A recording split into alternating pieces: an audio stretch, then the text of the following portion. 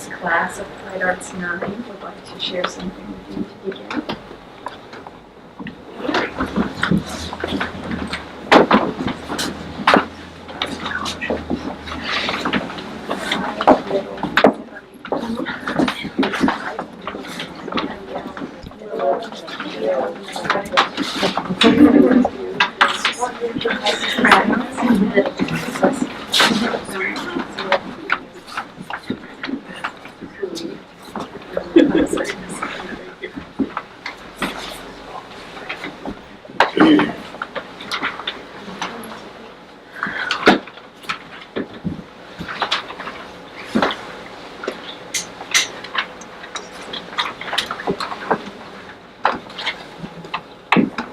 We won't explain, we'll just let you experience.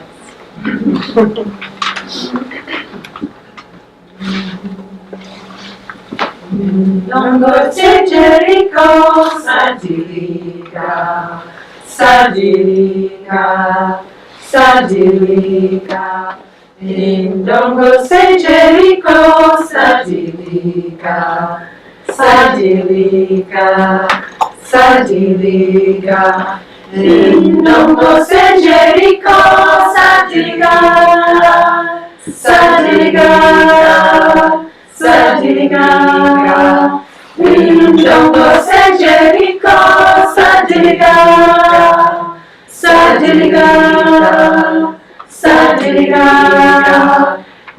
Dongote Jericho, Sadilika, Sadilika,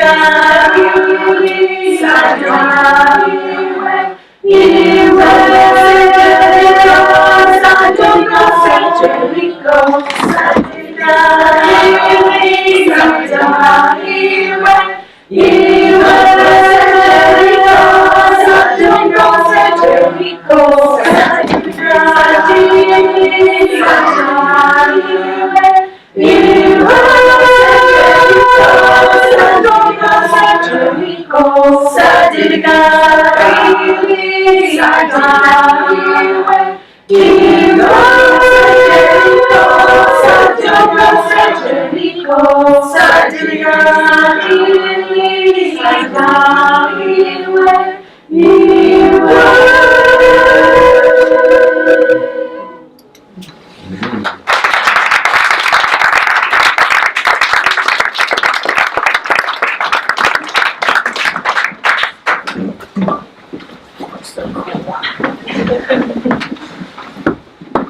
Thank you so many people for coming. I know some family that come from some distance and also to the community who come to support this group. It really means a lot to us to see the room filled to celebrate this day for them. For those of you who don't know me, I'm Nicola Rodriguez, and I have been very fortunate for the last 4 years to serve as program director for this Applied Arts 9 class, which has been such a joy for me.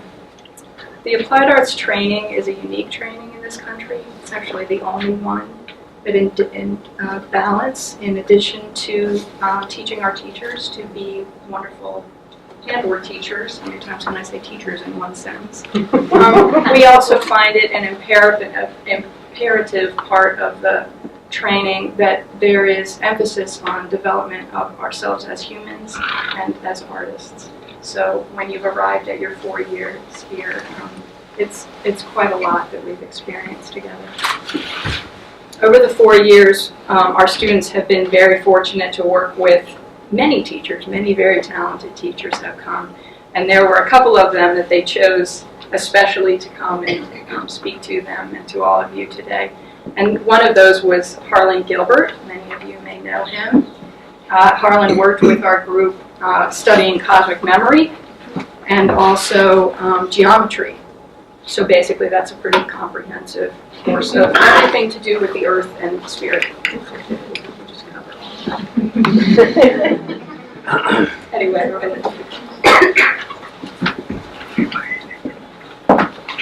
thank you so much. Well, Welcome everybody. It's nice to see this beautiful, beautiful work. It's really, you see the plant growing and you see the leaves growing and then suddenly the fruits appear and one's just amazed. It's really, really lovely work, and I can see that everything that you're doing here, that we've seen here, will be streaming out into the world. I was a little embarrassed to realize about 10 minutes ago that we would have a big problem with this presentation, which I assumed was happening in this room here because of this beautiful cello recital happening right next door, and I wasn't sure how we were going to coordinate it. Thank you very much, Brigitte, for the beautiful, beautiful introductory music.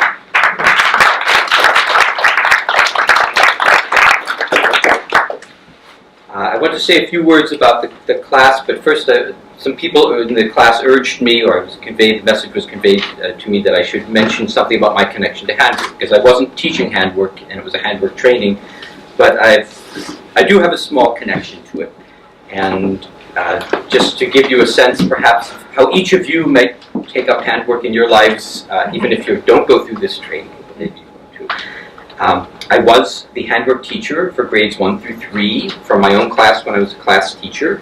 So we produced lots of chickens and lions and poppers and recorder cases. We went out into the woods and cut branches and filed toggles and buttons. And one third grader even crocheted little mittens for her newborn daughter,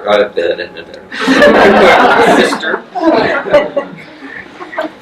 And one handwork later on in my career, one handwork teacher who was teaching 5th grade socks, and the boys in the class were not very happy about having to knit socks. And she knew that I was knitting socks at home, so she asked me to come and just do my knitting in the classroom while the 5th graders were knitting. And I was just sitting there, and the 5th grade boys kept looking over at me, and then they'd kind of get busy knitting, and the discipline problems just went right away. My wife of mine, who's also a handwork person and students know well, reminded me that I had felted slippers for my son when he was a toddler, knitted pants for another son's doll, hand-sewn 5 rhythmy gowns, made leather moccasins, sewed a complete gnome house and extensive family of gnomes. Knitted, my big project was knitting gloves in 3 colors. I don't know how many times I re-knit the thumb, because it was really difficult to make those thumbs, and numerous scarves and so on. And in England, when I used to travel, I would always get in a conversation with middle-aged women, because on the trains they would be wondering why this man was sitting there happily knitting a scarf as he was traveling. They'd never seen that before. I do have a love for handwork and a real appreciation for the work here, especially the kind of spirit behind the connection to nature, the connection to the plant world, the connection to the animal world, and the way to live ecological lives and beautifully bring beauty into the world. And it's hard to say this in this room because this is a little bit of an exception, but it's hard to imagine how much our lives have transformed. We live in different environments than we did 150 years ago, where every wall was hand stuccoed or hand sawn wood or even hand sanded, where the ceiling, similarly, every surface had been worked on by someone's hand. And you saw the imprint of the human being everywhere. The same with the clothing before the Industrial Revolution.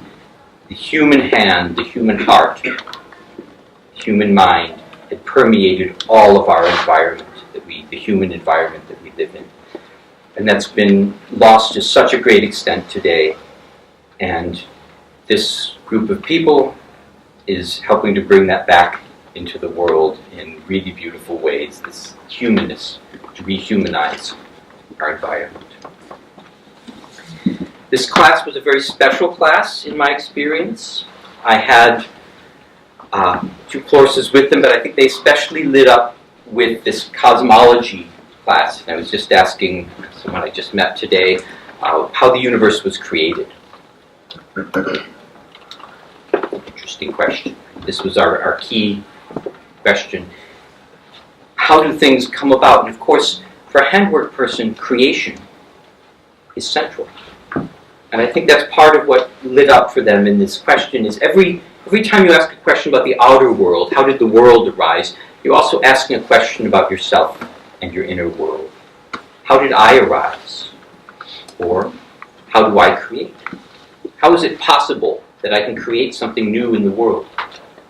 That's as magical a question as how did the universe first become created? In any case, this class loved these kinds of questions. They ate up the universe, if I can say it that way. And just contemplating how every creative act recapitulates this first creation, how from nothing comes a void, from the void, comes a universe, or a hat.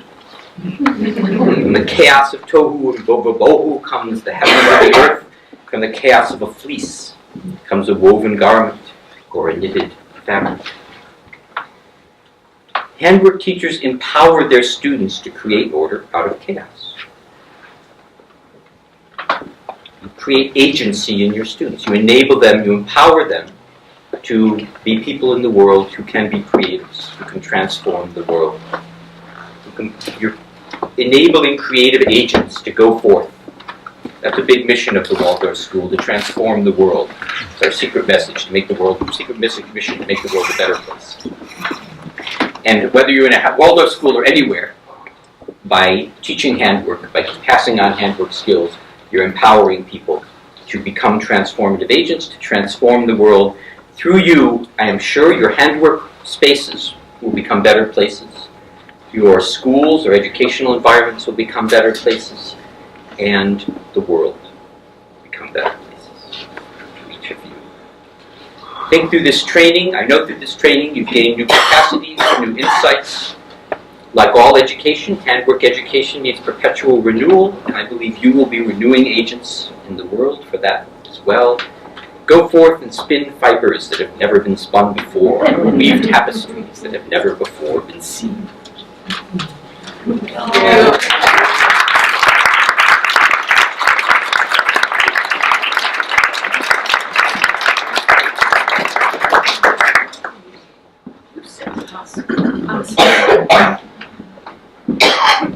There was another teacher also that the students asked to come and speak, who is the handwork teacher for grades 1 through 8 at the Rudolph Steiner School in New York City. It's Mary Lynn Hetzko. I don't think there's another teacher in the country who more embodies the idea that there are many ways to be a handwork teacher, and that some of us may find our work to be more of a quiet, meditative nature. You can definitely have a lot of vibrance and a lot of humor in your work. And there you are over there. Just by coming up here, you'll see she'll light up the room. She also has a little something to remind our students of. It's okay. It's okay. We're going to have to Thanks for the light introduction.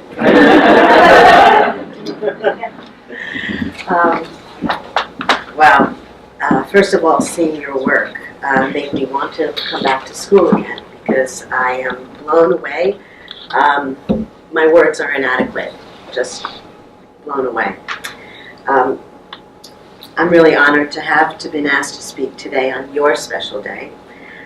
Quite frankly, I was shocked when Nicole posed the question to me. I said, "Are you sure?" She said, "Absolutely." So here I am. I'm humbled to be before some of my teachers.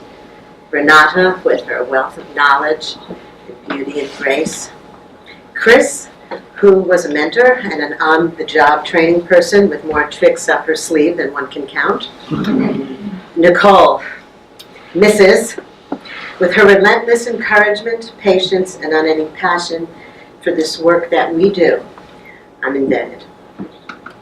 I do admire these women so, yet if I tried to be like any one of these amazing women, I would have failed tremendously. Because if there's one thing that I do know, as a teacher and also in life, is you have to be your most authentic self. I'm getting dizzy looking at the paper in this, so excuse me. I was told by my own daughter, "You're not like a Waldorf teacher." Perhaps not, but I am a Waldorf teacher. In the words of Oscar Wilde, "Be yourself, everyone else is already taken." You've received excellent training under your directors, so now it is time to bring what you have learned and own it. Here's a short list of things that have helped me along the way. You may have heard them, but I will repeat them anyway. Do make everything you plan on teaching at least 3 times. When you're teaching something, it really should be second nature. And if by chance you've been thrown into a project that you have never done before,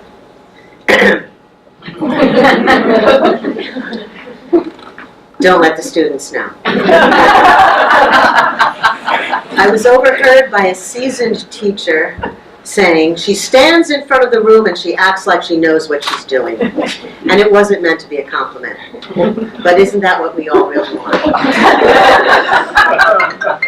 Know without any doubt why you are doing something. An answer, because I was taught that way, won't cut it with your students. If you give an explanation as to why you are doing something with meaning and purpose, your students will take that in more deeply. And you will also be respected more. I've overheard children say, do you know Miss Hetzko can fix anything? Because I let them know I can. Number 3, pedagogy is paramount. The capacities you want your students to embrace and develop are not limited to what you have learned here. I doubt that many Floridian teachers make knitted wool socks in 5th grade, but they probably all knit and around. Teaching my first, 2nd grade in New York City, I was planning on making a potholder, crochet potholder.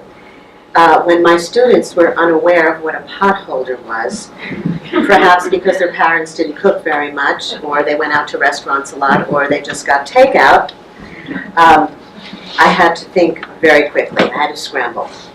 What project could I bring teaching this new skill, addressing learning how to keep a straight form with using the turnaround stitch?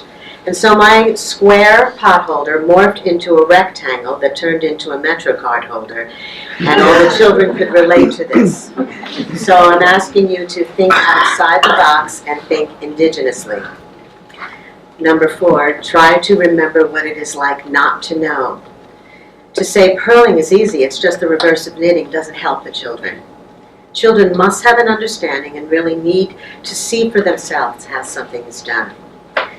A few years back when I was teaching cross-stitch to the 4th graders, I thought, how can I have this rhythmic stitch penetrate and live within them? So I came up with the cross-stitch dance. And since I have been teaching this, I've had fewer students reverse their stitches. So, give me a second. I would like to invite, oh please let this stick. I would like to invite, by request, our students, and anyone who else wishes to do the cross-stitch dance. This is way over here, but we ran out of space, okay? So, we'll have this half will be the front row, you follow me, this half will be the back row, and we will, they asked for it. Okay, so our starting position is 1, top right, top left, bottom right, slide. 1, 2, 3, 4, slide. Again. 1, 2, 3, 4, slide. Again. With arms. 1, 2, 3, 4, slide. And then we do it to a rhythmic banging.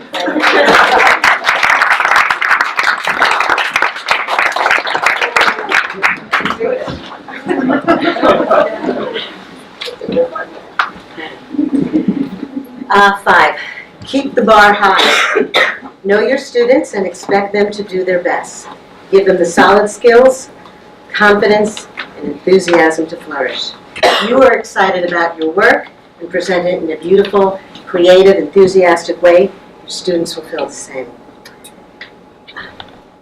Give a man a fish and you feed him for a day. Teach him how to fish and you feed him for a lifetime. With this in mind, I must show you Hannah, a 2nd grader of mine. After knitting her gnome, some children knit accessories, and Hannah said she wanted to knit her gnome a house. Ambitious? Yes.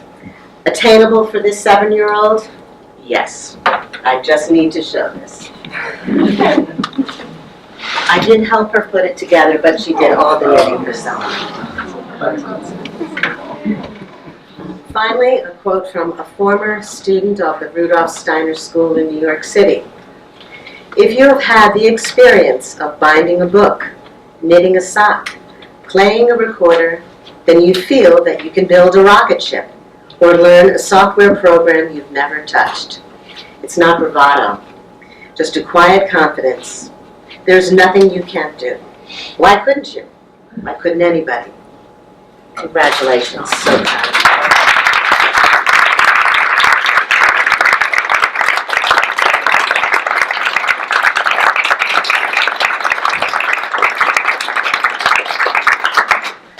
Class has also chosen two among them to speak.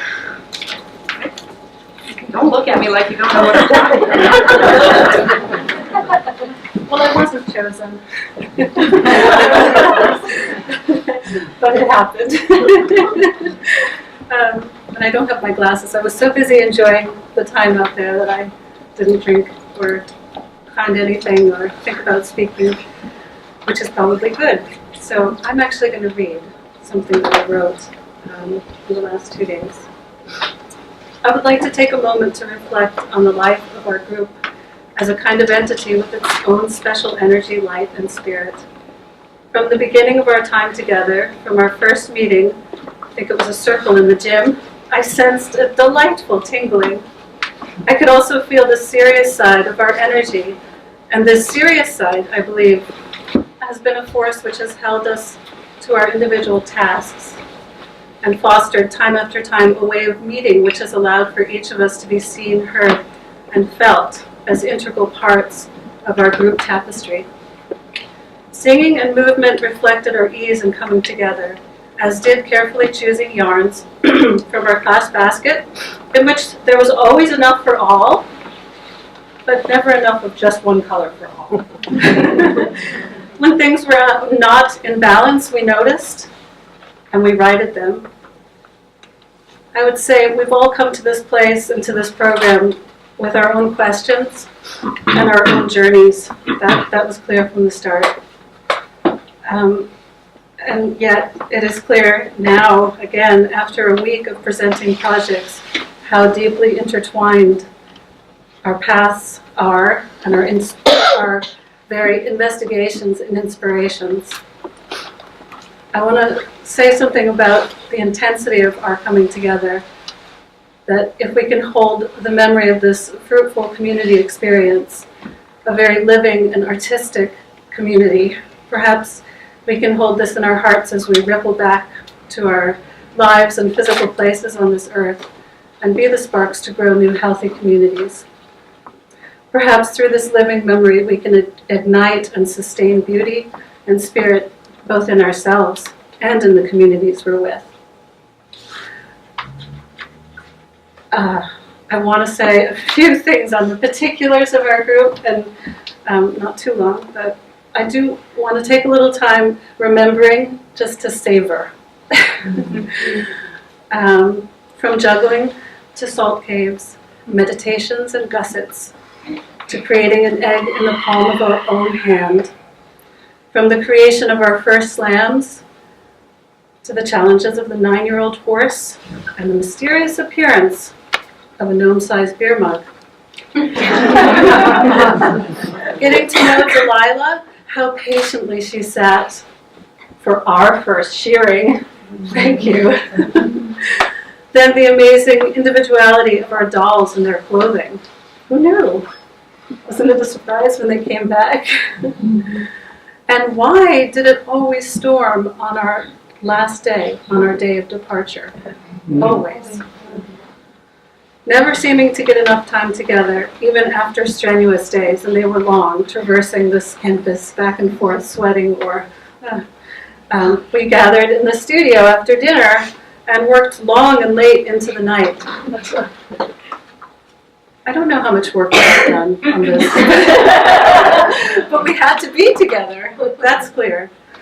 All these moments reflect the elements of our time together, the humor, joys, support, and love, I see all of this and I want to say, behind us is beauty and ahead of us is beauty. I'm honored and grateful to have been on this part of our journey together with each one of you. A friend asked me to read this last thing, last little reflection. When I started when I was chosen by just a handful of, I don't know how I was chosen anyway, an image came to me that I thought I would speak about, and then that left me. And so in this last week, working on some of the things that we've been working on together, and in Eurythmy especially, I just saw this image. It's not exactly a poem, it's just an image.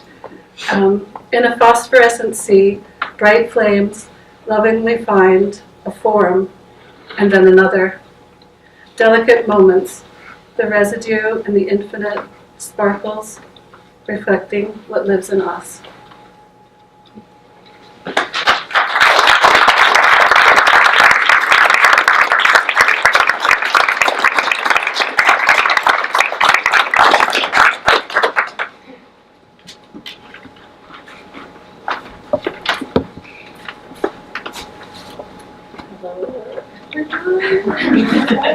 Best beloveds. Pals. Well, here we are at the end of our training, which is really the beginning of our training. And I feel like it's a great adventure ahead.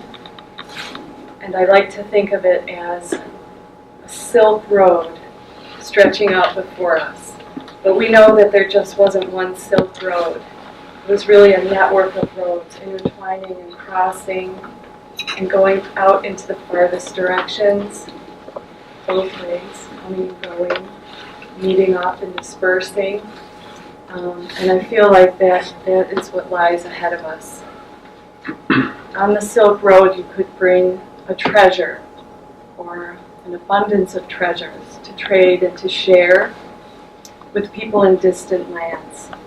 You might even have a silkworm hidden away in a small chamber. Cloak to spread something new and beautiful out into the world that no one has ever seen before. You might have a relic wrapped in silk, something very special and private that you hold in your heart that's going to stream out into the world in new and exciting ways. You might just have a handwork bag stuffed to the brim with all kinds of things. And you just want to hold in strength and beauty all of these treasures that we've collected over these 4 years together. And on my first trip here from Michigan, I packed an awful lot of things. Many suitcases, my daughter, enough food for 2 weeks in the summer. And since then, I've learned to travel light and only carry what I need. So those bare necessities, those essential items, the most important of which I think is love. And that's what we're going to carry to our students and to our families and our communities. And it can be expressed in many different ways. So, you can never bring too much of it, or have too much of it, or have too little of it. It's just going to be the right amount at the right moment. And I think we'll all know exactly what to bring and which map to follow and which direction to go. And if we have any doubts, we can just close our eyes and picture something and create that plan for ourselves. And also call and stay in touch with each other and really rely on the strong network that we've created for ourselves. And Rumi said, if you find yourself wrapped in exquisite silken robes, remember it was you who spun that skein of silk. I think we've all spun our skeins of silk. And we're ready to create something beautiful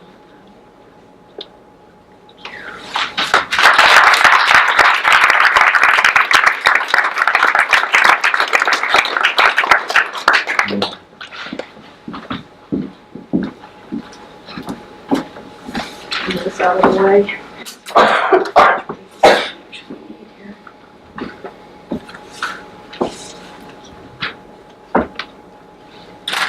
One of my favorite things about coming here to Spring Valley for the Applied Arts program is this moment that happens when the instructions have been given for a project, and then the questions have been answered, and then the instructions have been given again, and then there have been more questions that have been answered, and the anxiousness about a new project dies down. And at that moment, I get to just sit back and watch you all work in the studio.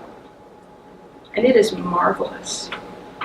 I always urge you, see if you can sort of secretly be the one who's come up in the corner and just watch this activity of the way that you help each other and work together, and this great expression on your faces that is just, I'm really going to try to do this well, and I'm also going to be caring for everyone that's in the room and do it really.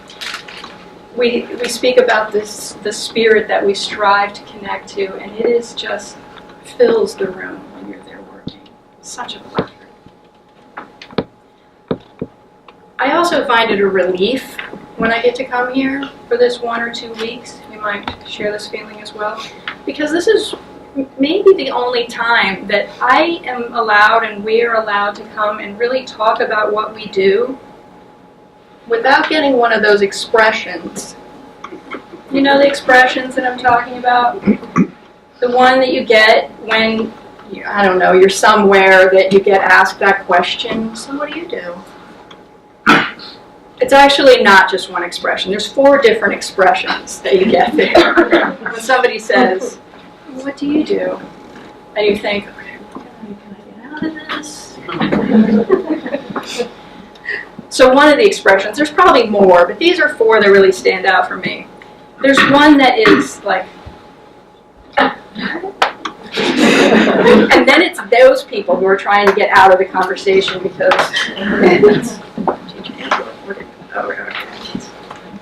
and then there's the one that is so cute.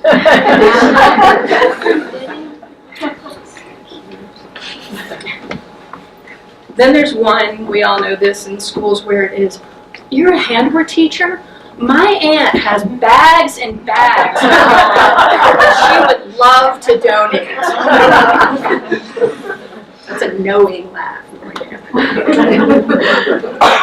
And then there's the big one, the one you really have to brace yourself for, right? Because this is the one where that person realizes that they have hit the jackpot because they have somebody right in front of them who knows how to fix mistakes and can fix all the tiny moth holes in their sweaters that they don't want to throw away. And they would really love it if you would show them how to do that, which really means they would love it if you would just do that for them. Or those drop stitches that are in the projects, right, that they started 4 years ago, and now it's like kind of a mess, and I'm not going to go back to it, but maybe now is my chance. So during this time, I get to come for 1 or 2 weeks to spend that time with 16 beautiful women, I'm counting you, who all know how to pick up their own drop stitches. Right? We practiced it. I would make them knit, and I do say make because I'm not sure in the beginning anybody did this voluntarily, but I would have them knit. And we talked about first grade, and we made these beautiful little squares, and I talked to them about really perfecting the gauge of their knitting. And they would hand it to me proudly, is this good? And I would say yes, and I would take it, and I would pull down stitches, and I would tie these 2 together, and I would drop that one over there, and twist this one around here, and say, there you go. But of course, although it is very hard at times to explain, we do need to figure out ways to convey what it is that we do. Why the work of our hands is so crucial. What capacities are being drawn forth both in us and in our students through this work. Our children don't need to be told this. The children already know. I've got feet, so obviously I'm going to run. I have a mouth, obviously I'm going to sing. I have hands, I'm obviously going to create. Obviously. So I was thinking with myself, well, what is it that we do actually do? What could be said that is understood? And I thought, really what we do is gather, in a way. So to begin with, we gather our beautiful fibers from nature, 18 of them. And then we gather the plants and other elements from nature that we need to bring color to the work that we do. And some of this gathering is done with tenderness and sensitivity and great gratitude for what it is that we have. Other of this gathering can take on a little different feeling to it as we take our roads that more and less traveled by cars. And we can start to look a little more like the crazy cat lady. If cats were goldenrod running up and down the road, right? Where's that one? We just hope the students didn't see that. Wait, is that the We gather our unending yearning to learn new things and to perfect them to the point where we are experts, and to never let anybody tell us that our goals are too big. Except maybe you should, because that just makes you learn more stuff. We gather enthusiasm and inventiveness, ingenuity, to find new ways to do things, even when our teacher would like us to do it her way, just this once, please. We gather the work and the words of those who have come before us into notes that must now be about a mile high. And then we generously share them with other people who don't have the focus and the gift to record all of these things. Thank you for that. We balance our efforts, or we gather our efforts to balance the needs of our family. This is a difficult one. To honor our love for them, but also to honor the path that we need to take for ourselves creatively. We gather our armor, our strength, to be able to stave off the continual pulls and responsibilities that would keep us from the time that we need, really, to develop something higher in ourselves, something deeper, and something cuter. We gather courage to reach into the depths of life and death, and to find something beautiful there that we share through profound art with the world. We gather up our nagging thoughts that what we do is maybe not going to be good enough, or it's not going to be enough. And we have to take all of those nagging thoughts, gather those, and actually just throw them out. Because all that anybody else sees is just this beautiful love and beauty that just comes through your fingertips. We gather our focus, and we make our plans, and we do our best to follow through. This requires real effort of will that our students really need us to model for them in this time. We gather perseverance when the mountain of work is too, was that good? Is overwhelming, so that it has the potential to overshadow that great kindness and generosity that is our nature. We gather our warm heart and our great sense of humor, because those are essential elements every teacher must have. And that includes our ability to laugh at ourselves, which is the best gift to our students because it gives them the opportunity to do the same. We gather our attention to the small, quiet details that make something good into something that is true. And once we've done that, simple task, then we gather all the threads and scraps that have been left around the floor by those of us who are not as respectful of those materials. And I tease you about that, but I actually have great admiration for people who do that. Those things need to be honored as well and used for something in the future.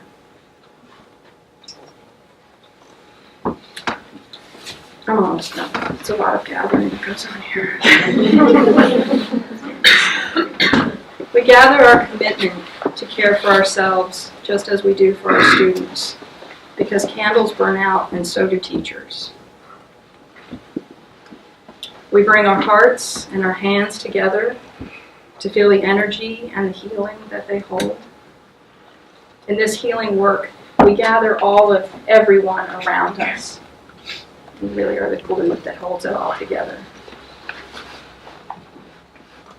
With that whole formed, we also need to be careful to gather the children, the students, who may go a little more to the periphery, might not speak up for what they need or the attention that they need.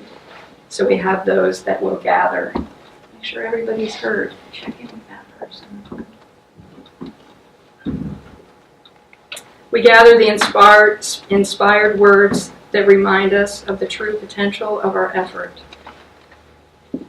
of bringing beauty and usefulness together through the work of our hands, with the matter of this earth, and to guide our children in that task, thereby lifting that which we do here to value that is eternal. And those words may feel daunting, and they may not yet feel like ours. But there's a path no less significant than that is opened up when we teach a child to knit. Even when we weren't sure what we were doing here when we first came. At this point, I'd like to welcome Chris Marlowe up as the person who is essential for all of this to happen. She holds the space. She makes the space for us to come in and do what we do.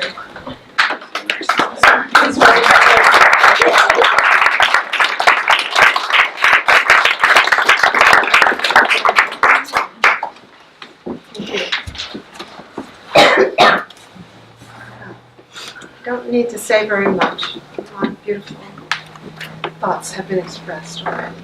But I do want to thank you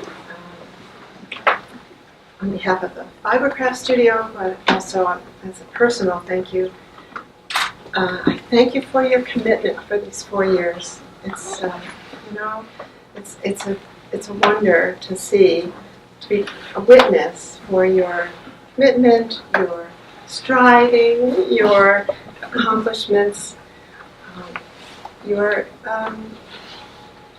group effort, your group bonding, your generosity of sharing, your beautiful work.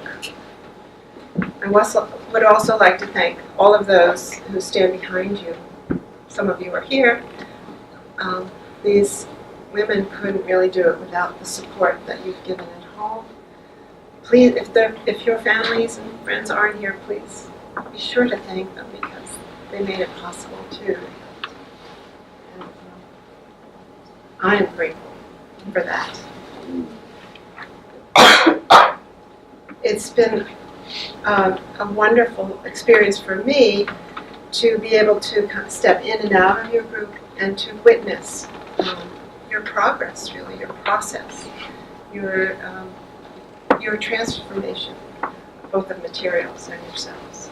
And I can say that it brings me joy because it is part of the fulfillment of the mission of Fibercraft Studio. Thank you for that.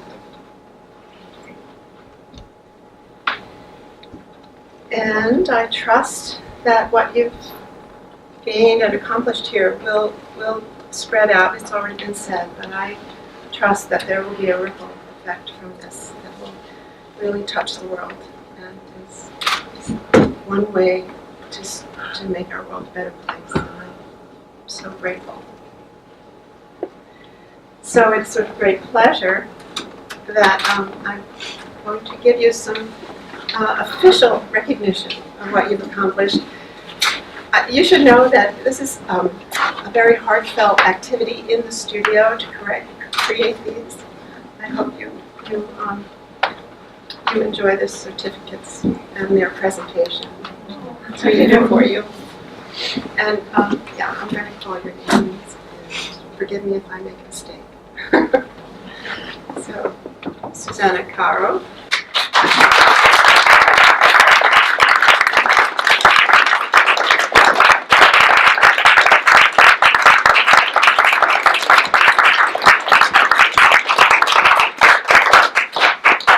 Tanya Dancy.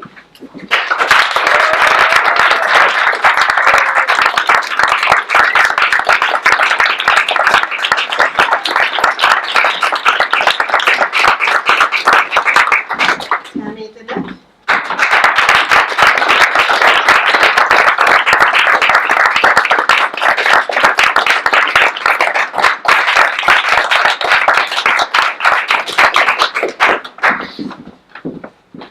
Raphael Guzman.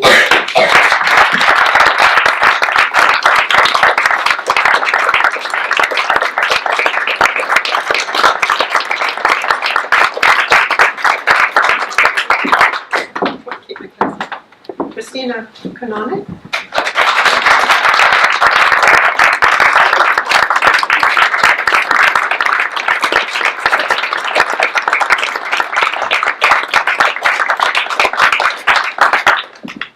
Ann Lewis.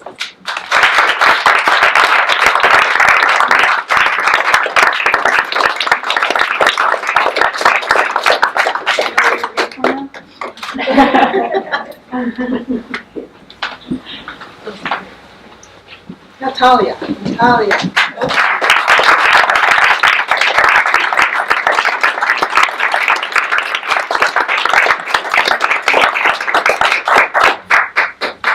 Kelly Meinhardt.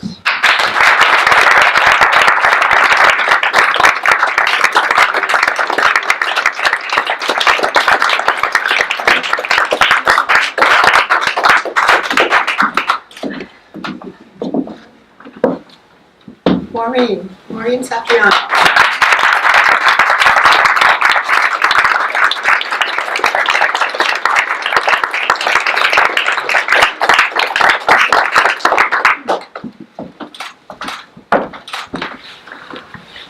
Clary Schmidt.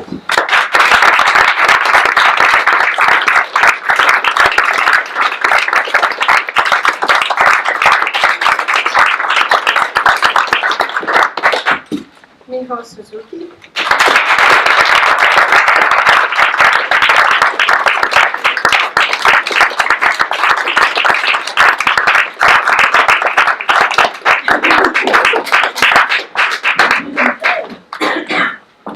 Trisha Urda.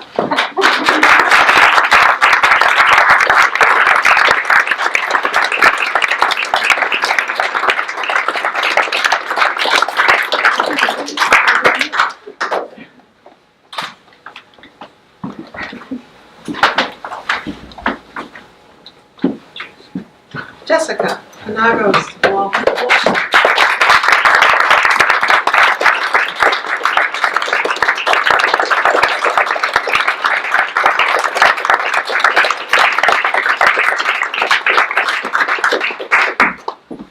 Marissa Weekly.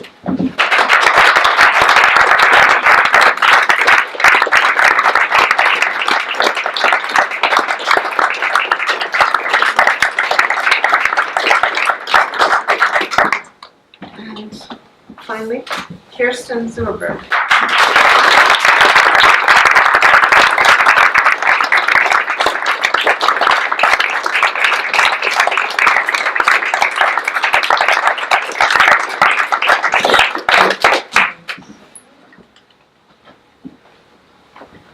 I believe that the students also have something that they would like to present in return. Actually, what they would like to present is a little too big to carry up here. Well, it's going to be super heavy and like pretty much covered this whole area right here, except not here. That's our thing. This is going to be a placeholder.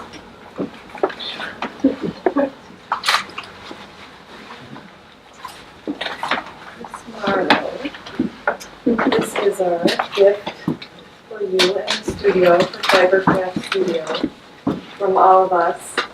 And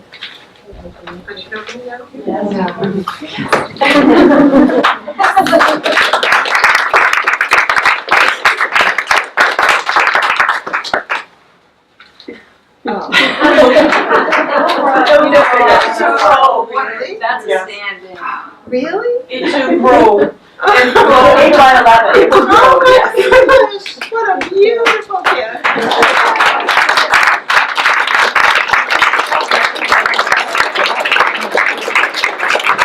Very much.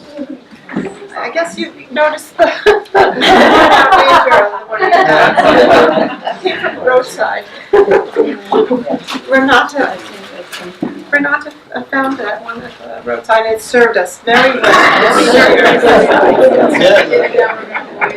This group, so when we sit around. Wonderful. We'll gather around that circle for years to come. Thank you. Thank you, everybody. Thank you.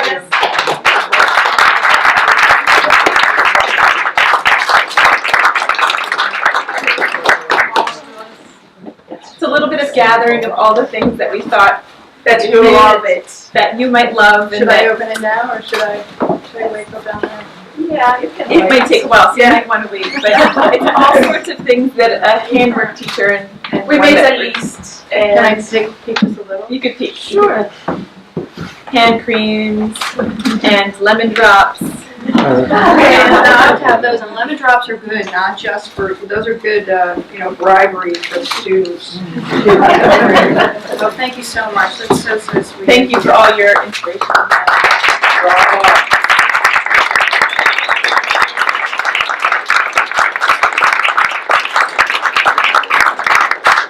class would like to close with an offering to the community.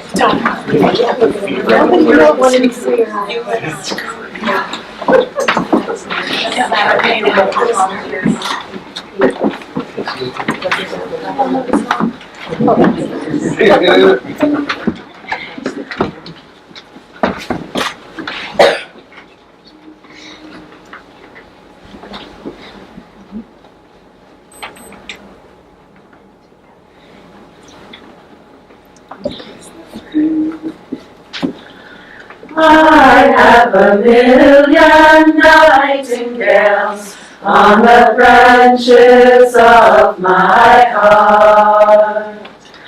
I have a million nightingales on the branches of my heart, singing freedom, freedom, freedom, singing freedom, freedom, freedom. I have a million nightingales on the branches of my heart. I have a million nightingales on the branches of my heart, singing freedom, freedom on the branches of my heart, singing freedom, freedom, freedom, singing freedom, have a million nightingales on the branches of my heart. I have a million nightingales on the branches of my heart, singing freedom, freedom, freedom on the branches of my heart, singing freedom, freedom, freedom.